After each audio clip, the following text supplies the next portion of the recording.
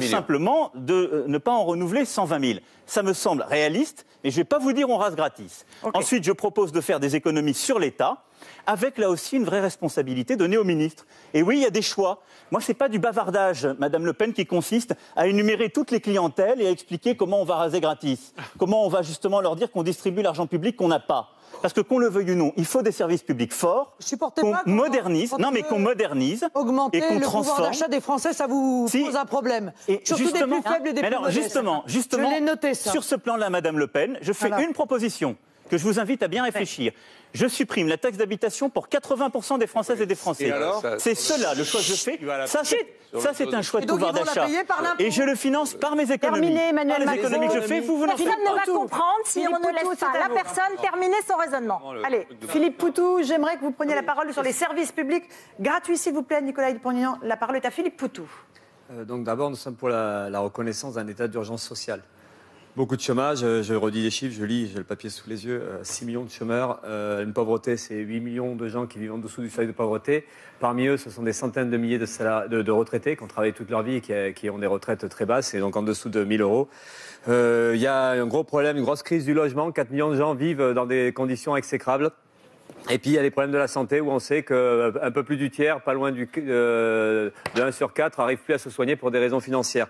Donc la réponse à tout cela, à cette urgence sociale-là, c'est forcément des services publics très développés.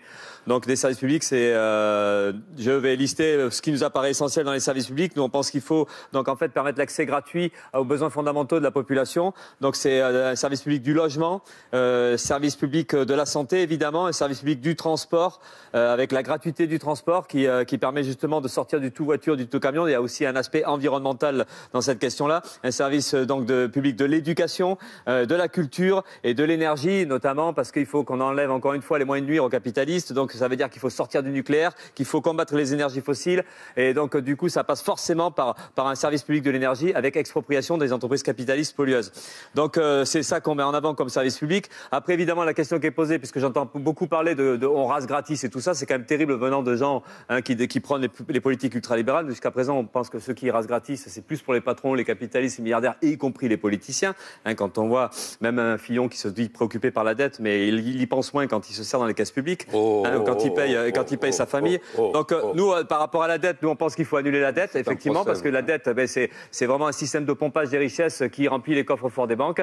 Et donc il faut annuler ces dettes qui sont complètement illégitimes. Et ça, déjà, ça donnerait des moyens aux États. Et après, récupérer de l'argent, ça passe par une fiscalité. C'est-à-dire qu'en fait, il faut augmenter l'impôt sur les grosses fortunes, il faut augmenter l'impôt sur les sociétés, le ramener à 50% au minimum, parce que c'était le cas il y a une trentaine d'années.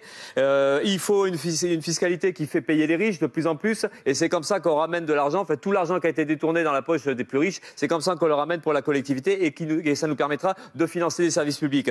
Dans les services publics, il y a la question de rendre service à la population, donc de protéger la population, mais il y a aussi les conditions de travail. Donc il faut embaucher massivement dans l'éducation nationale, dans la santé évidemment, mais en règle générale c'est un peu dans tous les services publics. Même il faudrait construire d'autres services publics.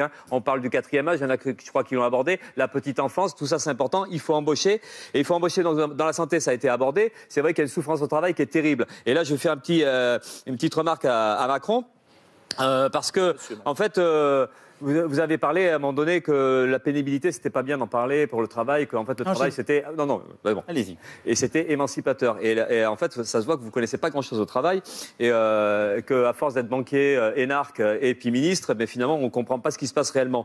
Donc il y a une véritable souffrance au travail. Et il y a une véritable pénibilité. Donc en fait, il faut embaucher pour soulager et combattre toutes les logiques de marchandisation, toutes les logiques de flexibilisation, et donc de pression et de harcèlement sur l'ensemble des salariés. Ça craque aujourd'hui dans la santé, mais ça craque un peu partout, ça craque à la Poste. Voilà, donc tout ça c'est dramatique. Donc c'est forcément des embauches et des moyens pour absolument répondre donc à cette situation d'urgence sociale. Nathalie Arthaud. J'ai beaucoup de retard, mais je voudrais repartir quand même sur l'idée. Tout à l'heure, on discutait de comment redonner le pouvoir au peuple. Eh bien, regardez ce qui se passe en Guyane. Eh bien, je crois que la population elle a trouvé l'idée pour reprendre, en tout cas pour s'imposer. Pour taper du poing sur la table, justement. Parce que oui, c'est lutte collective, c'est grève. Eh bien, moi, je crois que c'est la meilleure arme, finalement, pour que les travailleurs fassent respecter leurs besoins. Là, en l'occurrence, en Guyane, oui, ce qu'on voit, c'est que les services publics sont absents.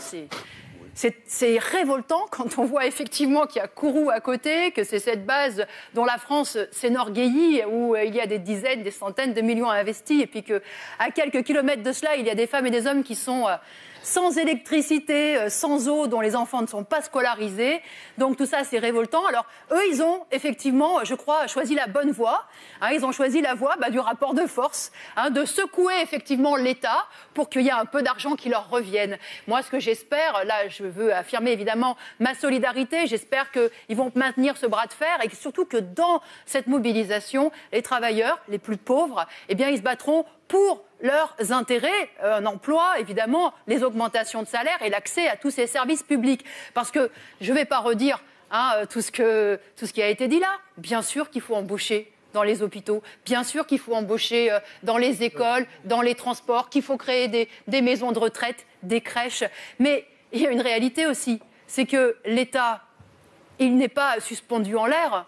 L'État, il suit une politique qui sert aujourd'hui les intérêts, effectivement, d'une classe sociale, la grande bourgeoisie, la classe capitaliste qui encaisse, effectivement, beaucoup d'argent sur le quinquennat de Hollande. Eh bien, ça a été 41 milliards. On est arrivé à 41 milliards, quand même, le pacte de responsabilité. 41 milliards donnés, effectivement, à fond perdu, comme ça, au grand patronat. Ces 41 milliards, c'est 1 million d'emplois. 1 million d'emplois payés à 1 800 € net, avec cotisations sociales, parce que moi je suis aussi pour payer les cotisations sociales, parce que c'est comme ça qu'on finance effectivement la retraite, la santé, etc. Oui. Eh bien, ce 1 million d'emplois, oui, il aurait dû aller pour tous ces services utiles à la population. Et comme j'avais beaucoup de retard, je prends mon temps. Quand j'entends dire... Les minuit passés tout de même. Quand j'entends dire qu'on est en dette, etc., la dette, elle n'a pas été faite pour construire un seul hôpital, elle n'a pas été faite pour ouvrir des écoles, elle n'a pas été faite pour la population. Elle a été faite effectivement par les banquiers. Et comme j'attendais que M. Fillon nous explique qu'on était en faillite et qu'il n'y avait plus d'argent et qu'on ne pouvait plus payer les services publics, j'ai repris le tableau de classement des fortunes publié par Forbes donc en mars dernier.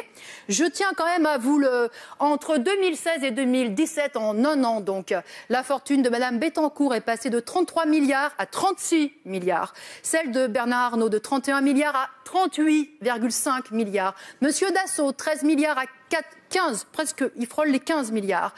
Beignet, puisqu'on a beaucoup parlé des agriculteurs, mais en accusant toujours l'Europe, sans jamais accuser ceux qui ont le monopole sur la collecte du lait. L'empire Beignet, l'empire du fromager, là, eh bien alors lui, il est carrément passé de 4 milliards en 2013 à 10 milliards en 2017. Et dans le même temps, comme par hasard, le prix payé aux producteurs de lait a, diminué. Alors voilà une des raisons aussi de l'appauvrissement.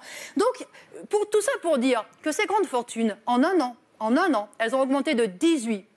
De 18%. Car elles seules, les 10 premières, elles contrôlent la moitié du budget de la sécurité sociale. Vous avez rattrapé il y a de l'argent pour effectivement embaucher. Et en plus, on a un problème de chômage. Il paraît que tout le monde veut créer des emplois. Eh bien, voilà ce qu'il faut faire. On va conclure parce que c'est le grand débat, mais ce n'est pas la nuit du débat, Rose. Jean Lassalle. Jean Lassalle, vous avez parlé des services publics. Vous êtes et vous avez fait c'est une de vos batailles principales, la lutte contre la désertification des services publics en zone rurale. Mais comme nous sommes dans le comment, je vous demande comment vous faites. Bien. Est-ce que je peux vous demander de ne pas m'interrompre pendant 1 minute? Ça va. Je n'ai interrompu personne. C'est vrai. Voilà. Alors, moi, je veux vous dire que, d'abord, ce débat est magnifique et, au fond, merci de l'avoir organisé, parce qu'on voit bien qu'en France, tout le monde peut avoir des idées et qu'il n'y en a pas que 5 qui en ont et qu'il peut y en avoir ailleurs. Alors, tout ceci est bien à condition que nous retrouvions une puissance politique et financière. Et là, je rejoins Mme Arthaud. Si nous continuons à laisser faire des bénéfices aussi substantiels à des sociétés françaises, sans parler celles qui sont venues d'ailleurs, il ne faut pas s'étonner que nous ne puissions jamais réaliser nos projets. Donc il y a une véritable dictature financière qui s'est installée à la suite de notre modèle, à la chute du mur de Berlin. Il était certainement l'un des plus aboutis à l'époque.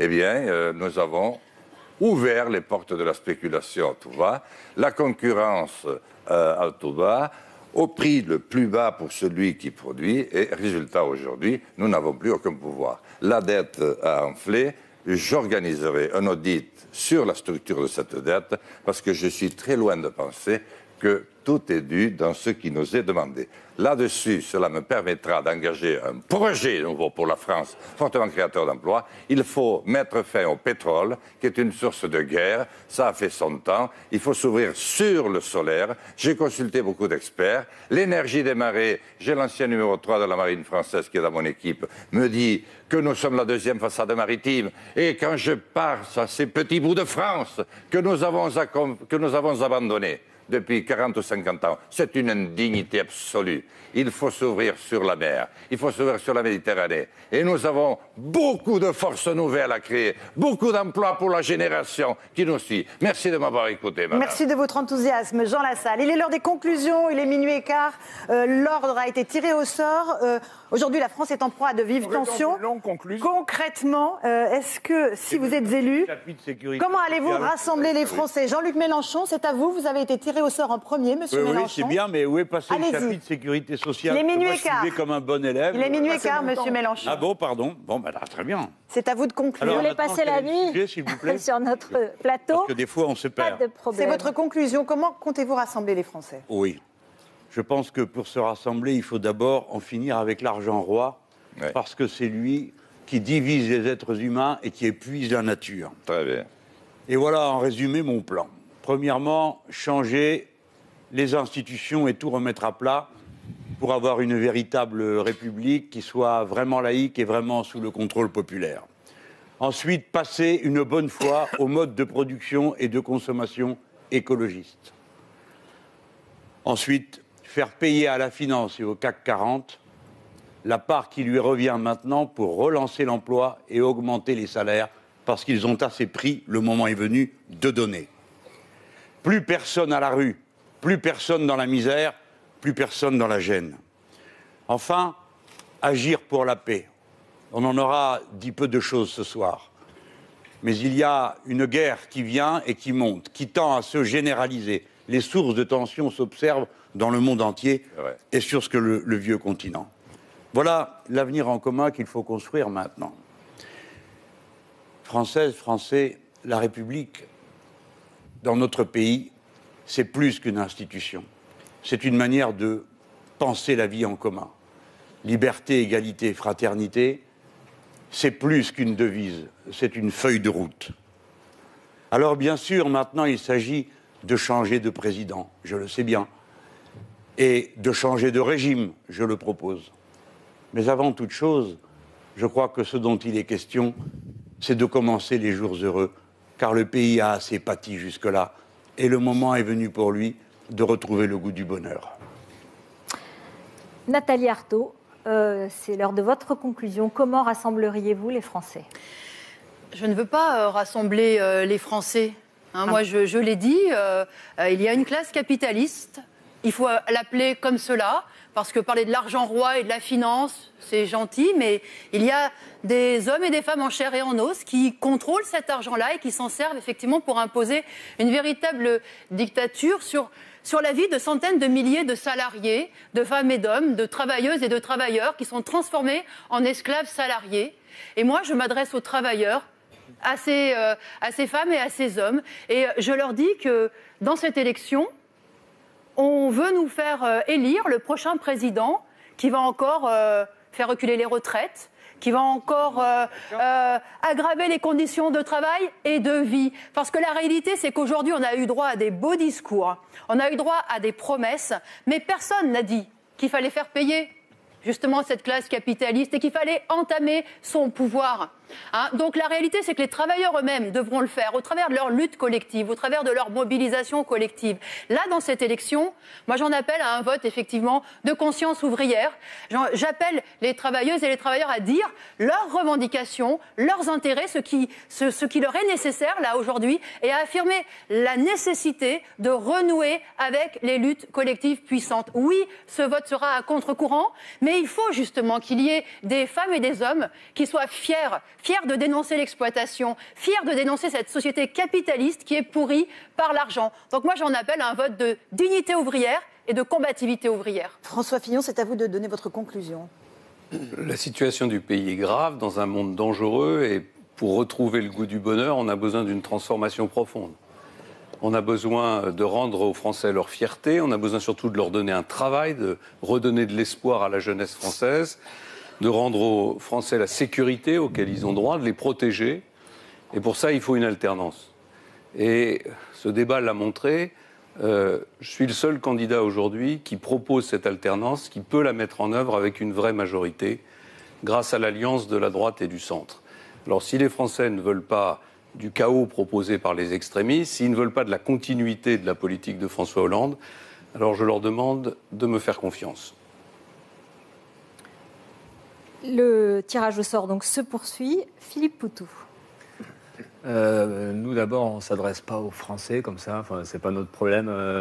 On s'adresse à l'ensemble de la population, en fait, parce que dans français, ça veut dire quoi? Qu'on ne compte pas les étrangers, qu'on ne compte pas les résidents qui viennent d'ailleurs. Donc voilà, nous, on s'adresse à l'ensemble de la population et plus particulièrement aux exploités, à ceux qui payent très cher la crise, à ceux qui sont en colère contre ce système-là. Donc c'est tout cela qu'on veut rassembler. Et puis le mot français, il est d'autant moins juste que, justement, j'ai envie de parler de la Guyane, de la lutte qu'il peut y avoir en Guyane aujourd'hui, donc contre la pauvreté. Non, mais justement, je vais dire deux mots là-dessus. Contre la pauvreté, pour des services publics, pour en fait que la population puisse vivre normalement. Et une lutte aussi contre l'accaparement des richesses, parce que la Guyane, c'est un pays riche, hein, les richesses sont accaparées par l'État français, et il se trouve que la Guyane, eh bien, ce sont les restes de l'empire colonial français. Et nous, on soutient cette lutte sociale, on soutient la couleur de la population guyanaise, mais en même temps, on pose le problème aussi du droit des peuples à l'autodétermination contre le colonialisme français, contre les restes du colonialisme français. Donc c'est pour ça que là aussi, on aurait des tas de choses à dire sur cette question de nationaliste et chauvine. Et donc, justement, l'exemple de la lutte du peuple guyanais ou de la population guyanaise, c'est pour nous un exemple. C'est un exemple qu'on peut résister aux politiques d'austérité, qu'on peut résister à l'exploitation et à l'accaparement des richesses par les capitalistes. Et cette lutte-là, elle montre aussi que donc on peut se faire entendre par la grève générale, par les occupations, par les blocages. Tout ça, pour nous, c'est important parce que nous, ce qu'on pense, c'est que justement, ça devrait s'étendre, cette colère-là. Et ce qui nous manque aujourd'hui, c'est la confiance qu'on peut avoir en nous-mêmes, nous, notre camp social. C'est justement se sentir capable de se faire respecter, de se défendre. Et donc, on veut que ce mouvement-là, il s'étende. Et on pense qu'ici aussi en France, c'est important, vous levez la main, mais enfin, j'ai encore un peu de temps par rapport aux autres. Non, mais c'est important qu'il y ait des mobilisations sociales. Les conclusions sont prévues pour 1 minute. Oui, mais bon, après, comment on fait les différentiels parce que là, il y a un truc il va y avoir un problème. Il y en a qui vont partir avant les autres et nous, on va finir, je sais pas quoi. Il y a un truc qui va se passer là, parce qu'il y a un écart quand même. Donc, il y a des batailles sociales à mener. Et on pense qu'aujourd'hui, le partage des richesses, justement, tout ce qu'on a plus ou moins discuté ce soir, ça s'imposera par des luttes sociales. Donc, en fait, voter NPA, c'est un vote utile de ce point de vue-là. C'est exprimer ça, cette perspective-là, cette perspective de revanche, cette perspective de combat social, de faire payer les riches. Et on sait qu'aujourd'hui, l'enjeu va être là, ça sera de préparer tout ça. Et donc, c'est pour ça que ça va être intéressant de voter pour nous et qu'un score relativement important pour nous, ça pourra redonner confiance au camp des exploités. Benoît Hamon, à vous de conclure. Est-ce que vous voulez rassembler les Français? Mes chers compatriotes, moi, je vous propose de voter pour. On a pris l'habitude de voter par élimination, par défaut. Je vous propose de voter pour. Pour le futur désirable que je veux incarner, mais pas seul, grâce à l'intelligence collective qui est la nôtre. Pour la transition écologique, pour la transformation du travail, pour finalement que nos enfants grandissent dans un monde qui soit vivable et respirable, c'est mon obsession. Beaucoup, derrière ces pupitres, n'ont cherché ou ne cherchent à retenir de vous que ce qui vous oppose, ce qui vous divise. Ils veulent vous désunir, moi je veux vous rassembler. Vous les Auvergnats, vous les Bretons d'Armor ou d'Arvor, vous les Catalans, vous les Occitans, vous qui avez pleuré au récit de la souffrance de vos aînés, qui étaient mineurs dans le Nord, qui étaient métallo-lorrains. Vous qui avez vibré au récit des exploits de Guillaume le Conquérant ou de Pasquale Paoli. Vous qui choyez la littérature de Pagnol, choyez la littérature de Chateaubriand. Vous qui venez peut-être, ou dont les pères et les mères viennent du pays d'Ogon, des rives du fleuve Sénégal. Vous qui avez abandonné les pentes du mont Toubkal, vous qui avez laissé derrière vous les odeurs du jasmin d'Alger, vous êtes la France. Vous êtes la France dans tout son métissage, avec toutes vos différences. Et vous incarnez le plus beau visage de la République, parce que ce qui nous unit, c'est justement la République. Vous encore, qui avez reconstruit la France, Polonais, Espagnols, Portugais, Italiens, étrangers hier, aujourd'hui authentiquement français. Vous, qui lisez la Bible, qui lisez le Coran, mais plus nombreux encore, vous qui n'avez aucune religion. Vous êtes la France. Et moi, je veux vous unir. Je veux vous unir derrière un projet qui s'inscrit dans ce qui a toujours été l'héritage de la gauche. Un projet de justice sociale, de fraternité, de liberté et d'égalité. Mon message, il est simple. Seul, sans doute, chacun d'entre nous peut aller plus vite. Ensemble, nous irons beaucoup plus loin. Nicolas Dupont-Aignan. Mes chers compatriotes, j'ai entendu beaucoup de promesses ce soir. J'aimerais qu'avant de voter le 23 avril, vous puissiez vous poser 2 questions. La première, ceux qui vous ont fait ces promesses, n'ont-ils pas, lorsqu'ils étaient au pouvoir, exactement procédé inversement? On nous parle de vote utile, mais Einstein disait, ce ne sont pas ceux qui ont créé les problèmes qui pourront les résoudre. Cela fait des années que vous votez utile et c'est profondément inutile pour vous, sauf peut-être pour eux. Je voudrais aussi que vous vous posiez une autre question à l'égard de ceux qui n'ont jamais gouverné et qui aiment la France et qui veulent la changer. Sont-ils capables et quel est celui qui est le plus capable de redresser le pays et de rassembler les Français? Je crois, comme gaulliste, comme républicain, à un patriotisme humaniste, de bon sens. J'aime mon pays, je ne supporte pas de le voir décliner, de le voir obéir aux autres nations, de le voir soumis, de le voir divisé. Je suis convaincu que vous, Français, quelle que soit votre origine, quel que soit votre lieu de résidence, quel que soit même votre idéal politique, vous êtes capable, quand l'heure est grave, de vous rassembler.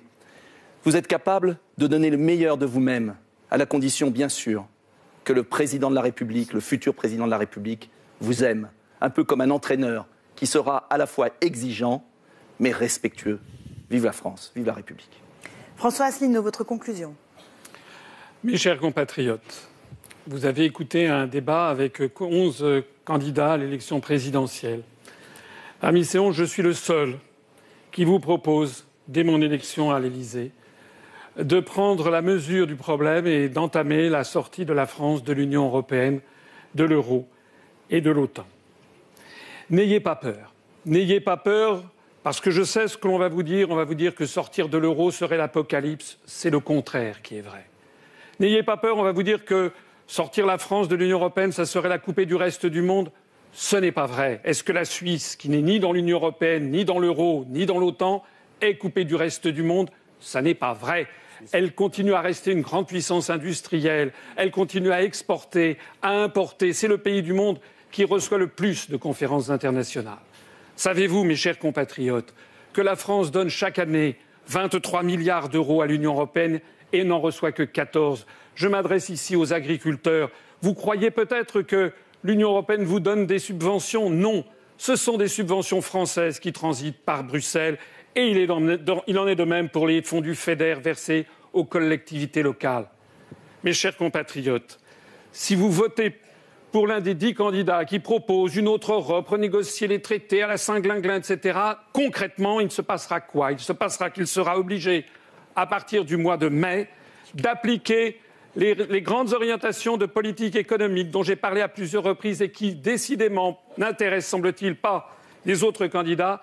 Vous serez obligé de constater que le président que vous aurez élu sera contraint de baisser l'impôt sur les sociétés, d'augmenter la TVA, de démanteler toutes les professions réglementées, d'ubériser la société, de démanteler les acquis sociaux, parce que tout ceci est écrit dans ce document dont je recommande la lecture à tous les citoyens français. Merci. Mes chers compatriotes, n'ayez pas peur, ayez confiance en la France qui va renouer avec sa grande histoire, comme le peuple britannique vient de le faire. Merci. Vive la République et vive la France. Emmanuel Macron. Mes chers compatriotes, le projet que je vous propose, c'est celui de tourner la page. Tourner la page non seulement avec les 5 dernières années, mais bien avec les 20 dernières années de notre vie politique.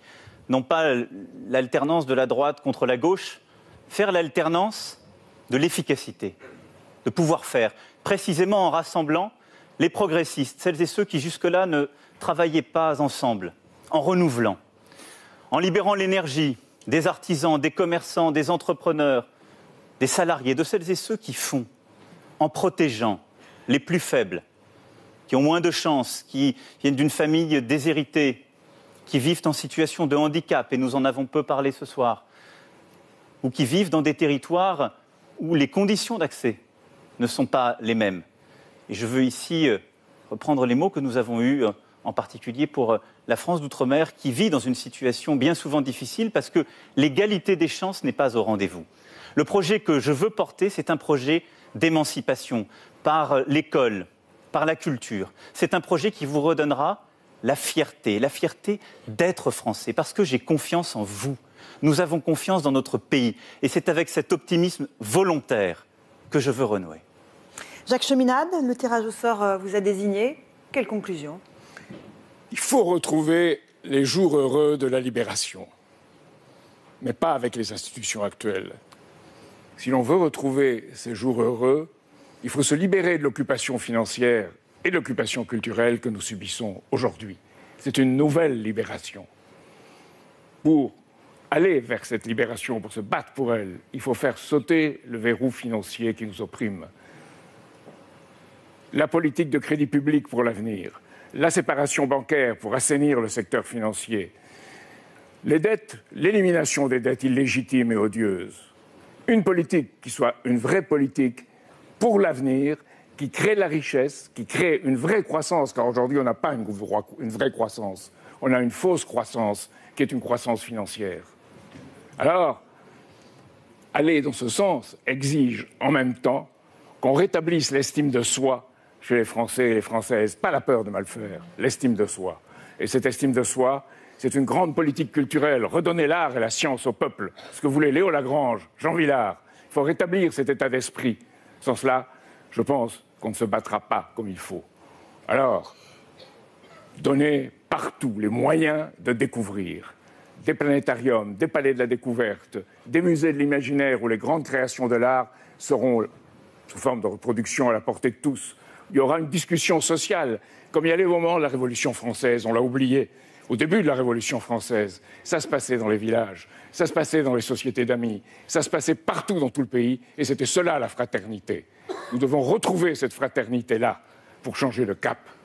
Et si vous votez pour moi, vous voterez pour ce genre de cap, ce changement de cap, pour ces idées, et vous voterez pour la France avec les yeux du futur, dans laquelle nous pouvons recevoir tout homme avec un beau visage, enfin. Jean Lassalle. Françaises, Français, chers amis républicains, vous qui croyez encore aux forces de la civilisation à laquelle notre pays a tellement permis de monter en charge, nous éloignant de l'animalité, je t'écrase parce que je suis le plus fort, faisant de nous d'ailleurs un pays universaliste au-delà des mers et des océans. Il faut engager un effort de guerre pour sauver la paix. Il faut transmettre ce grand et beau pays, l'Europe et le monde, en état de paix à nos enfants. Sinon, ce seront de nouvelles rivières de sang. Nous ne pouvons pas le concevoir. Je veux organiser la transmission du savoir pour que celui qui est gaulois depuis 5 siècles avant Jésus-Christ et Vercingétorix, et celui qui est arrivé cette nuit puisse avoir la même égalité des chances à condition qu'on parle en français. Il pourra apprendre de langues étrangères, même une langue régionale. Apprendre à se servir d'Internet, lire et compter, écrire. Je veux organiser le service militaire et civique pendant une durée scolaire du mois de septembre ou de juin pour ne pas empiéter sur 2 autres années. Il faut que notre pays fasse corps par sa jeunesse, d'où qu'elle vienne et quelle qu'elle soit. À ce moment-là, nous redeviendrons un pays qui a du bonheur à vivre ensemble. Et un pays comme la France, qui retrouve toutes les perspectives de devenir, reprend espoir et en donne à ses frères qui sont encore dans la nuit. Mesdames et messieurs, chers Françaises, chers Français, je pense que vous avez peut-être pu détecter ce soir parmi vous celle et celui peut-être d'entre vous capable de travailler avec l'ensemble des autres pour bâtir le nouveau Conseil national de la résistance. Celui qui a les nerfs suffisants, celui qui a le temps, celui qui ne s'excite pas pour rien. Mesdames et messieurs, je vous remercie. J'ai besoin de vous. Merci Jean Lassalle. Marine Le Pen, c'est à vous de conclure. Oui, alors comment rassembler les Français? Simplement en leur rappelant qu'ils ont une nation, une patrie qui leur appartient, dont ils sont propriétaires, qu'ils forment un seul et même peuple. Et quel que soit objectivement la religion, l'origine, tout ça n'a aucune importance. Ce qui est important, c'est justement ce sentiment d'appartenir non seulement à un peuple, mais également à une civilisation qui est aujourd'hui clairement en danger. Alors moi, je dis aux Français, vous êtes des propriétaires, donc certes généreux, certes accueillants, mais vous restez des propriétaires avec des droits dans votre propre pays, des droits à la liberté, des droits à avoir des frontières, des droits à avoir une solidarité dont je rappelle qu'elle n'existe pas si elle n'est pas en réalité nationale. Et surtout, je leur dis, vous n'avez aucune raison de désespérer. Parce que c'est vrai que quand on voit toutes les politiques qui sont menées, on se dit, mais mon Dieu, est-ce que véritablement il est possible de s'en sortir? Alors oui, il est tout à fait possible de s'en sortir, puisqu'en réalité, rien n'a véritablement été tenté. Mais pour ça, il faut reprendre notre souveraineté nationale, sans quoi, vous pourrez exprimer tous vos désirs, aucun ne pourra être rempli. N'ayez pas peur de la liberté, je vous en supplie. Le peuple français est un très grand peuple. Il l'a démontré par son passé, il le démontrera encore demain. Usez de cette liberté aux élections présidentielles pour me permettre de remettre la France en ordre en votre nom. Merci à tous les 11 d'avoir participé à ce débat qui avait sans doute quelques imperfections, mais qui, nous l'espérons, a permis aux Français de se faire une idée plus précise sur votre programme. Merci à vous, Ruth Elkrief. Merci Laurence, merci pour ce débat historique dont nous sommes très fiers. Bonne soirée à tous.